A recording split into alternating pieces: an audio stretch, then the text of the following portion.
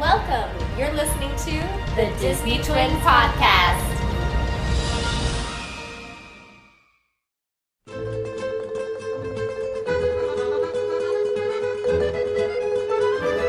Hi, you're listening to the Disney Twins. I'm Marianne. And I'm Ariane. This is episode 9. 9! Best Eats Resort Disney Spring Edition. Yes, so the non-parks. If you listen to episode 8, we talked all about, and we gave you a very detailed tour of Epcot, about all the different restaurants that we like and some of the bad experiences that we've had. Honesty disclaimer. So now we're going to talk about eats at the resorts in Disney Springs. Yes. I'm going to actually start with Disney Springs just because it's still new. We did do a What's New in Review episode where we talk about some of the things at Disney Springs, and I mentioned the Boathouse as being a new favorite of mine with regard to a good place to get seafood and other fare. It's not all seafood. We went to Fulton's Crab House during Kevin's conference 2 years ago. It was okay. It was all right. Yeah, and again, Disney Springs is set up so that it's got, where the parking garage, or the new parking garage, it has standard fare that you get, like, you know, Splitsville and stuff. There's a Bongo's Cuban Cafe, which is owned by the Estefan family. Mm-hmm. Of course, they're here. I went to middle school with their son. So, I've actually only eaten there once. There's a quick Wolfgang Puck's Cafe quick service on one side, opposite from the other side by Goofy's Candy Shop. We mentioned that we have not been to, what's the new one that's Jack Hanger's, it's the Indiana Jones themed one. So that is on our list. But definitely some new places to check out at Disney Springs. Over by the marketplace, none of that fare has changed. You can get food at the movie theater. You can. And you can eat at Splitsville too. Yeah. So as you walk kind of through the new part back over to the older part, which is the Disney Marketplace, they still have the Rainforest Cafe there also. And I have not done the T-Rex Cafe. Oh, but yeah. my cousins did it. She has 3 sons. And they love it. They went nuts. Bananas over there. In fact, when we walked by, my daughter took an affinity to dinosaurs for 30 seconds and was like, "Can we eat there?" I go, "No." She goes, "Look, dinosaurs." I'm like, "We're not eating there." And then she had a little meltdown and we continued walking. I was like, "Why?" She's obsessed with dinosaurs. For 5 minutes, right? So, but T-Rex Cafe gets a lot of really great reviews. I haven't been there personally, but let's talk about resorts really quickly too. Like, what places do you love at your resorts? Well, we're at, mostly with my family, we're at Bay Lake, or we're at the Crescent Lake area, which is Beach Club, Boardwalk, Yacht Club. And Dolphin and Swan. In fact, one of the best meals I've ever had was at Il Mulino at the Swan. Oh, Fancy Italian.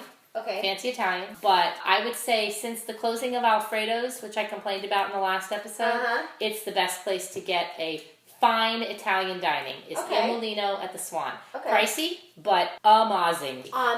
Their fountain. It's called The Fountain. Okay. And it's look, if you can't get into Beaches and Cream, because that seems to be just as hard to get into. No, that's like trying to get into a really good preschool. Oh. It's like, be our guest. Let's be honest. We walked up at 11 o'clock. No. It was 10:55 when we walked up, and we were like, "Hi, we'd like to see if we can get reservations." I kid you not, the woman looked at me and said, "It's a 2-hour wait." Wait for ice cream. Wait. It gets better.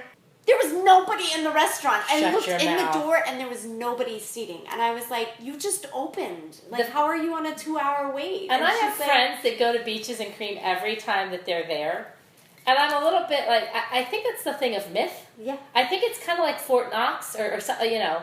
It's like the country club around here, you know. It's very people who are members go there all the time. Right. But people who are not members, we just look at it from the outside. Yeah. Clearly, I'm not a member. So, before we got married, we were members. That's where we always went. And it was always easy to go in and get something. But I don't know if it's...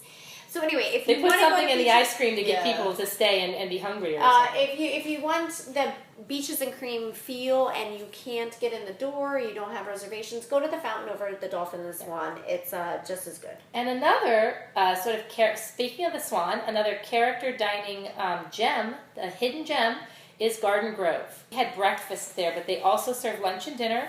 And they do have character dining. Oh. It's called Garden Grove because it's got like trees in it. It's actually really, really picturesque. The character dining is at dinner only. Okay. But they did have buffet breakfast and lunch, and that time we stayed there, we ate breakfast. It was delicious. Another just hidden gem is Garden Grove at the Swan. Cool. Since you asked me where we like to eat, my in-laws love the Yachtsman. We loved it, but I can't. The last time we went was 2004. I will say the thing with the Yachtsman is it's very expensive. It is delicious steak if you're a steak connoisseur. And it's dry aged steak too as well. And I'm not a steak. I mean, I like a steak, but you could serve me just a steak and tell me it was. I mean, I'm not I don't know that, like, dry aged steak sounds very fancy. I have no idea what it means. Does it mean that the cow is really old? They do love the Yachtsman. We typically have a decent time. I have found, though, at least the last 2 times we've been with my child, that the service is a little slow because it's more of a fine dining. Yes. And if you take a 2-year-old, you do a lot of walking around, looking at the pool that she can't go in because it's 9 o'clock at night. Right. Just keep in mind when you're, it's a great place, but it's probably more of a romantic, this is our anniversary adult party than maybe take the kids to that. Can I tell you where I do like to go? With that place? Yeah. It's right next door. It's called the Cruise Cup Lounge. Oh. I did not know this existed until 2 years ago. Okay. Apparently my husband knew it existed because that's where they hid him during our wedding. Oh, so he couldn't see me when I was getting all my pictures taken around the resort. They kind of hid him, like they did his pictures and then they put him in there. It's an adorable little bar, but they have food and stuff. I think I've seen it. I know what you're talking about because it's all nautical themed, but it's kind of got like it's like a wood finish and it's pretty. It's right next door to Yachtsman Steakhouse. Yeah, I think so sometimes you can smell the steak. Yeah, I think sometimes when you're like waiting for your table, they seat you there. There's another place at the yacht club called Captain's Grill.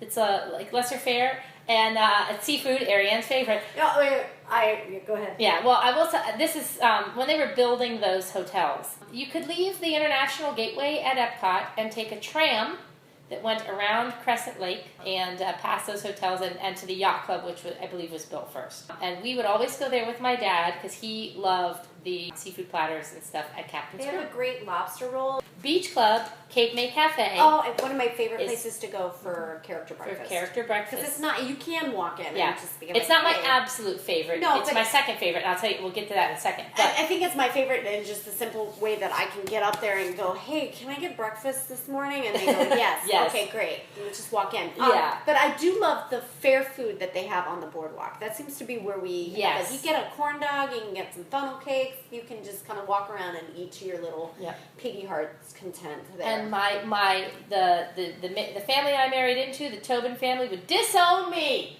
if I did not mention the glory and wonder that is the ESPN bar. Oh, yeah. They have bar food because it's a bar, and they have screens to watch every sporting event known to man. But I will say they are fantastic there because when it is a day that the Steelers or the Hurricanes or the Vikings or the Dolphins or the Heat or the Marlins or I think that's everybody, or the Penguins or the Panthers or the Minnesota Wild are playing, of course we go around New Year's, so inevitably if it's a happy trip, then the Steelers are still in. It's usually the Steelers. They're from Pittsburgh, so that's their big team. My mother-in-law will go at lunchtime, and she will ask. Camp out. She camps out. She's a teacher, so she brings her papers. She brings a whole satchel of papers to grade. And she's retiring this year, so I don't know what we're going to do next year because she won't have 4 hours of papers to grade. But she gets there, they put her down on the floor in front of the big screen. They bring her wine and nachos. They know her there. Like, here comes Jan. She's in her Steelers gear. She's brought like 8 terrible towels. Big thing and she just sits there, grades papers. They bring her nachos. They bring her white wine. And by the time we get there, she's full and sloshed. And her handwriting's really messy. But so she camps out, and they have such wonderful service there that I can't not mention the nice people at ESPN. Many of nights there during of course, when I go to watch the Kentucky Derby, nobody gives a flip about the Derby. But I'm there to watch the horses run. Right. So. Red Sox and the Patriots. Yes. And then I look at the my Pats. husband. Oh, toy. I know. I married into that. Trust me, it was part of our wedding vows that he couldn't make fun of me because I'm a Dolphins fan. And they got me a Steelers jersey as a wedding present. Oh, really? Mm-hmm. Yep. Yeah. I own it. Anyway, so I think that's it for the Crescent Lake area. Hoop-Dee-Doo review. I love it. It's Stop laughing at me, Marianne. Look, me and my friend Jenna had a text message conversation. I have to show you this because it was like we were texting each other about the characters. I was like, oh, I love Clara. Clara's great, la la la. But like Dolly, she's like the one with spice and spunk. I was like, yeah, this is no joke. As a kid, I realized I would never be cast as that part because she's taller than Claire. Claire is usually the 5'1", 5'4". Is there a joke about that somewhere in the show? No, but it's like Claire. So Jenna and I are just like, oh, on the call for Clara. You're not. Yeah. No, it's totally size wise. It's like casting like the Rockettes. You'll never be a Rockette. You're too short. Never. I just had a moment when I'm like laughing hysterically about your love of Hoop-Dee-Doo Review. I had a moment in Bill and Ted's Excellent Adventure where they like call him a geek, and then Socrates goes, "What is a geek?" I don't know why that popped in my head, but because I'm sitting next to one. This is a geek right here. So great. So great. So what is a geek? So you are such. You were lucky I'm not quoting a bunch of lines from Bill and Ted's. That's my favorite. My 10th grade, my 10-year-old slumber party, man. That was a special time. That was back when no one knew who Keanu Reeves was. No. Hoop-Dee-Doo Review. I stand by it. It's good. If you got $100 to spend for dinner, go have some fried chicken and some shortcake. Did I tell I told my food poisoning story of that one too? No, do not. La la la la la la. It wasn't food poisoning from there. Get your fingers out of your ears. La la la la la. It had nothing to do with the Hoop-Dee-Doo Review. I just happened to be there at the time. So if you listen, Shenandoah, how I love you. Oh, good Lord. Okay, so if you've listened to part 1, you heard about the Tomorrowland Terrace chicken story that I had. That was year 1 with my in-law. No, year 1? Yes, that was the first year. No, I'm sorry. The first year I went with my future in-laws, when my husband and I were just dating, I just plain got sick on the way back. I must have had a flu bug. Oh. Nate was driving. My mom was in the back with me, giving me plastic bags for me to into on the way home. And he still dated me after that, so I figured he's a keeper. Sweet, yeah. Year 2 was the Tomorrowland Terrace. Year 3... my brother-in-law and I had a contest over who could eat the most goofy sour worms. Oh. I won, but by 1 I really lost because that was lunch. And by the time we got to the Hoop-Dee-Doo Review and we followed our entire bag each of goofy sour worms with fried chicken and shortcake, by the time we got to the shortcake, and I had an upset stomach, so I kept strawberry shortcake. So I remember somewhere in the back creases of my mind that you should drink Sprite for an upset stomach. But apparently when you've eaten gummy worms and fried chicken and then you're drinking Sprite, I was like ballooning out. I felt like Augustus Gloop I was just full of bubbles and gas and gas. I farted through the entire Hoop-Dee-Doo Review with my boyfriend's parents, who have invited me on this nice trip and put me up in their nice DVC, and I keep having to excuse myself to go out the side door to let out noxious, loud farts. So I came back inside, and later on that day I did relieve myself of the bag of gummy worms in the normal way, but I was the percussion for all the musical numbers at the Hoop-Dee-Doo Review. Joined 6 Bits with his drum. There you go. Well, the funny part is they take that nice family picture of you in the front. And I still have it. If you look, everyone's smiling, but I have that sort of wry, trying to hold in a fart smile, because I was. That's awesome. Yep. Oh, man. All right. Once we got married, though, I haven't been sick, knock on wood, since. All right. At Disney. Well, moving right along. All resorts have sort of a food court, especially at the moderate and the value resorts.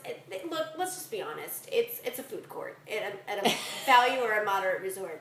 It's not the Brown Derby. So. Right, exactly. There's only one that stands out as being the far superior one. I guess the one at Pop Century?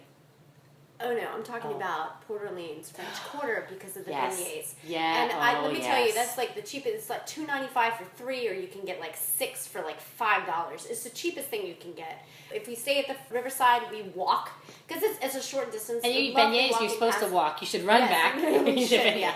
But we get like a coffee and we get the beignets and we get them at night, and we always get like 6 or 12, and then we take them back to the room, and whatever we don't finish, we eat for breakfast the next morning, and they're just delicious. Yeah, I love them. So definitely, if you're going to Port Orleans, either one, Yeah. Make sure that you make it to the French Quarter for some. Yeah, and I have to thingies. say, as the times we stayed at Pop Century, the buffet is huge there. It's always open. Little note for DVC resorts: if it's a DVC only resort, Yeah. they don't all have the kind of buffet. It's 11 o'clock and I just got back from fireworks. What can I eat? Nothing, because you have a kitchen.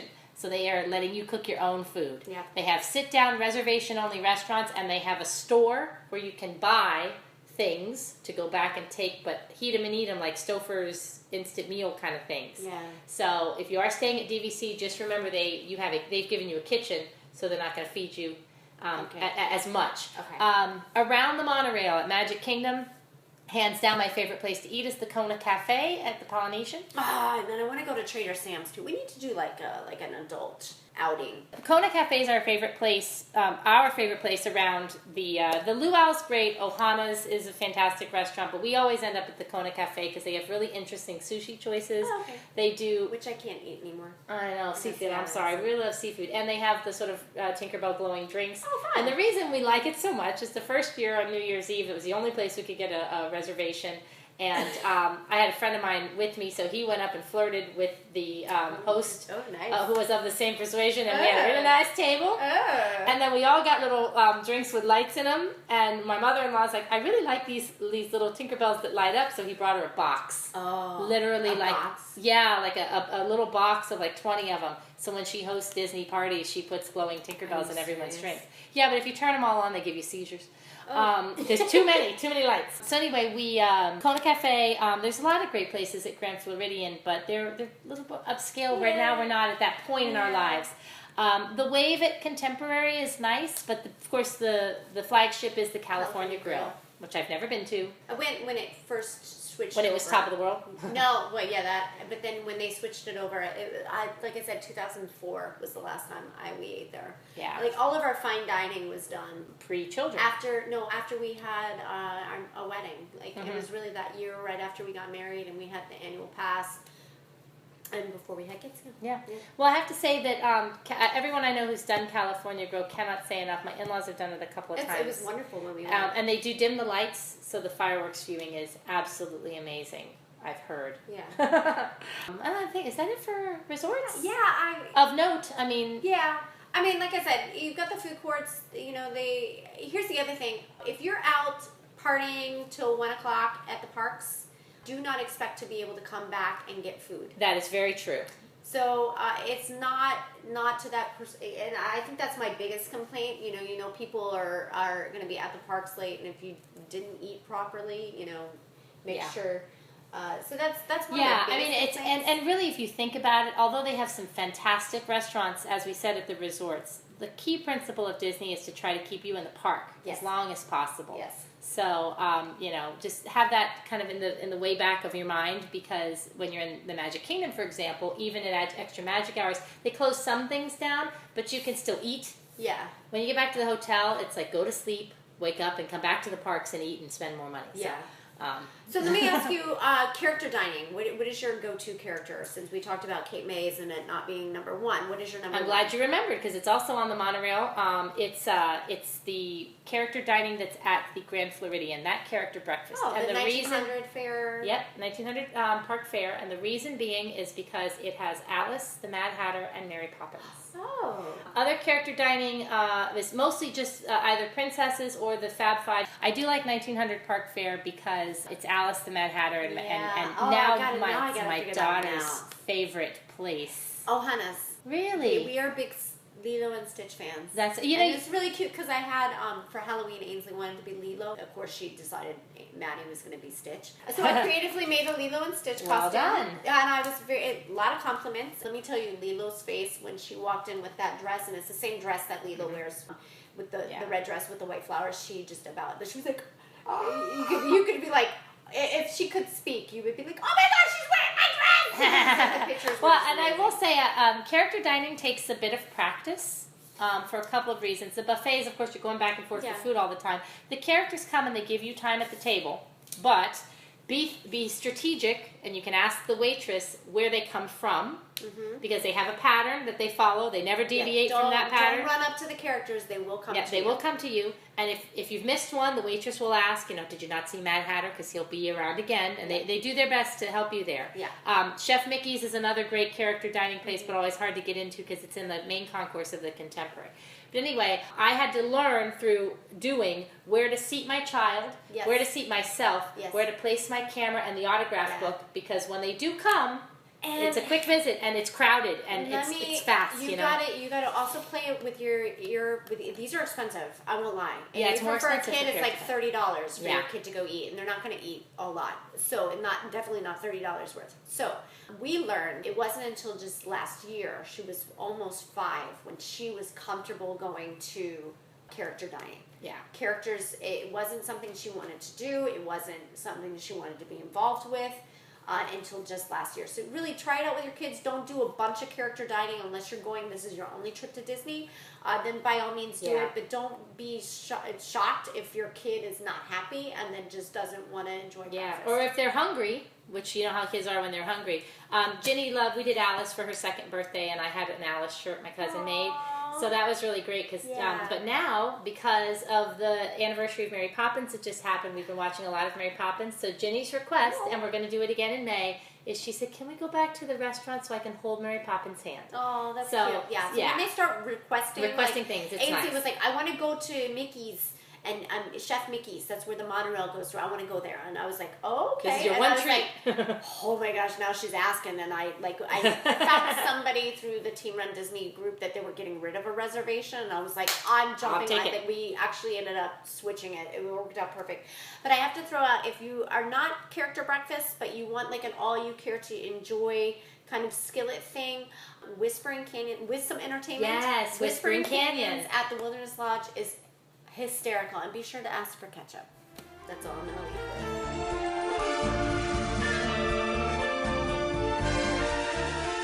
So I think we've covered our best and our worst eats and some in-between eats. Yes, what not to do with gummy worms. Exactly, yeah. I'm definitely going to try the ketchup thing, though. Definitely try it. Yes, so if you are on Instagram, or even if you're not, please follow us. We are at _Disney_twins. Yes, I did it! And now I must retire. No, I'm just kidding. And our blog. thedisneytwins.wordpress.com. Yes, we'll have show notes there. Any other things that we might have missed that we wanted to mention. And if you like the videos, subscribe to our channel. Yes, we have a channel, a YouTube channel that you're watching right now. So please subscribe. You can follow our adventures, and we hope we see you again. And if there's another restaurant that you are like, hey, send us a question about it. If you have a question about the restaurant, just because we didn't talk about it during these past 2 episodes, definitely ask us about it. We will gladly go and eat there and let you know our opinion. Yes. Give us a reason to go eat. Exactly. Our husbands will love that. Yeah. So this has been the Disney Twins. I am Marianne. And I'm Ariane. Thanks for joining us, and see you on our next episode. Okay, bye. You've been listening to the Disney Twins podcast. All show notes and information are available at our blog, thedisneytwins.wordpress.com. Thanks for listening, and be sure to join us for our next episode. I'm Marianne. And I'm Ariane. And we're the Disney Twins.